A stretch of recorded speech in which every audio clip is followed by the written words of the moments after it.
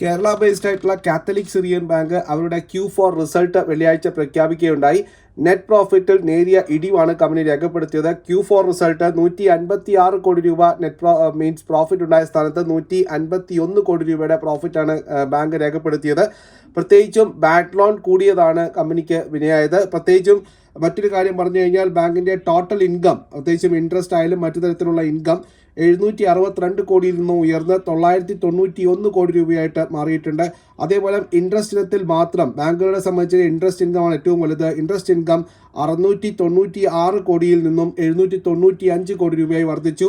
അതേസമയം കിട്ടാക്കടം 0.35% ആയിരുന്നത് 0.51% ആയിട്ട് കൂടിയിട്ടുണ്ട്. അതിൻ്റെ ഭാഗമായിട്ട് പ്രൊവിഷൻസ് വെക്കുന്നത് കൂട്ടിയിട്ടുണ്ട്.